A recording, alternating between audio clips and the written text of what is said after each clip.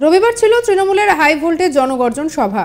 Brigade থেকে তখন সবাই অপেক্ষা করছে প্রার্থী তালিকার চমক দেখার জন্য। এরপর একের পর এক প্রার্থীদের নাম ঘোষণা করেন তৃণমূলের সাধারণ সম্পাদক অভিষেক বন্দ্যোপাধ্যায়। এই প্রার্থী তালিকায় বেশ কিছু চমক রয়েছে।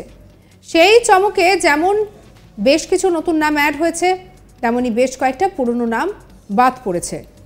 এই প্রার্থীর মধ্যে অনেকেই আছেন যারা একটা সময় বিজেপিতে ছিলেন, পদ্মশিবির ছাড়ার পরেই তারা টিকিট পেলেন। 4 জন এমন প্রার্থী রয়েছেন যারা বিজেপি ছেড়ে ঘাসফুলে টিকিটে আসতেই পেলেন। আর সেই 4 জন হলেন বিশ্বজিৎ দাস, মুকুটমণি অধিকারী, বিপ্লব মিত্র, কৃষ্ণ কল্যাণী।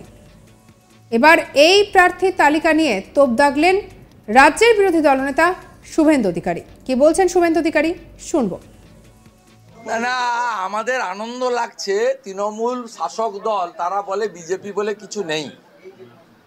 এমন 5 জনকে প্রার্থী করেছে যে 5 জনকে বিজেপি থেকে ভাঙিয়ে নিয়ে গিয়ে প্রার্থী করতে হয়েছে।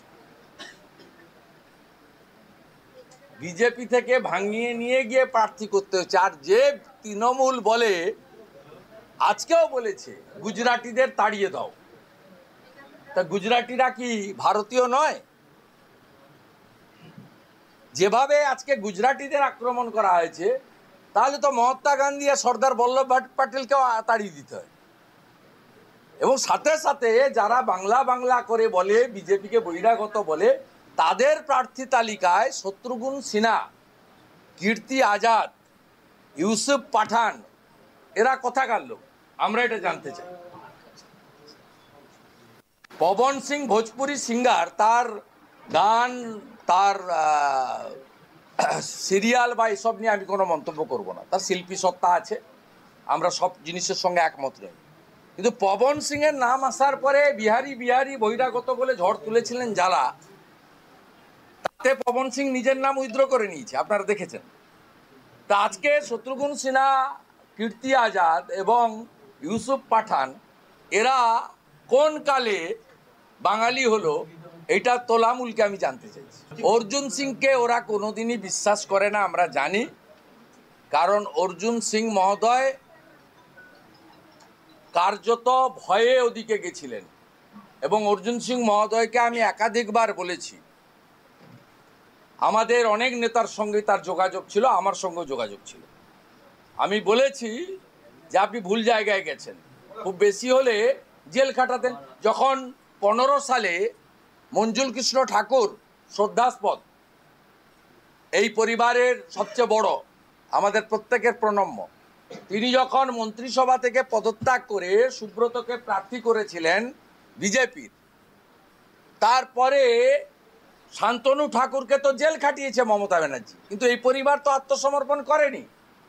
আমার বিরুদ্ধে 42টা কেস দিয়েছেন, আমি হাইকোর্ট সুপ্রিম কোর্ট থেকে প্রোটেকশন নিয়ে ঘুরে বেড়াচ্ছি। তা আমার প্রোটেকশন না থাকলে 2 মাস 4 মাস জেল খাটাতেন, তাতে আপত্তি কি? অর্জুন সিং মহোদয়কেও আমরা বুঝিয়েছিলাম, কিন্তু তাকে কার্যত ভয়ে এবং চাপে গেছিল।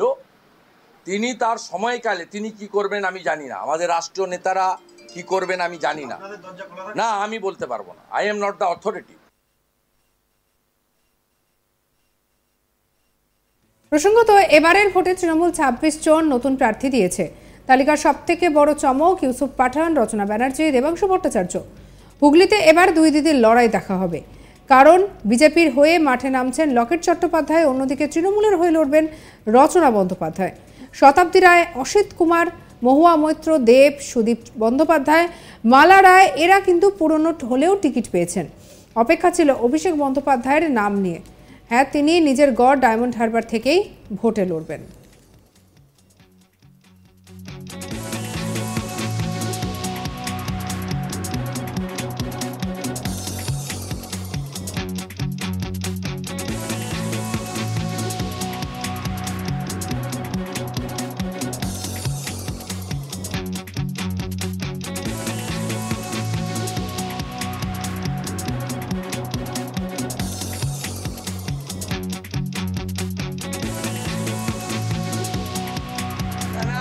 আমাদের আনন্দ লাগছে। তৃণমূল শাসক দল তারা বলে বিজেপি বলে কিছু নেই। এমন 5 জনকে প্রার্থী করেছে যে 5 জনকে বিজেপি থেকে ভাঙিয়ে নিয়ে গিয়ে প্রার্থী করতে। সাবস্ক্রাইব করতে ভুলবেন না আজ তাক বাংলাকে।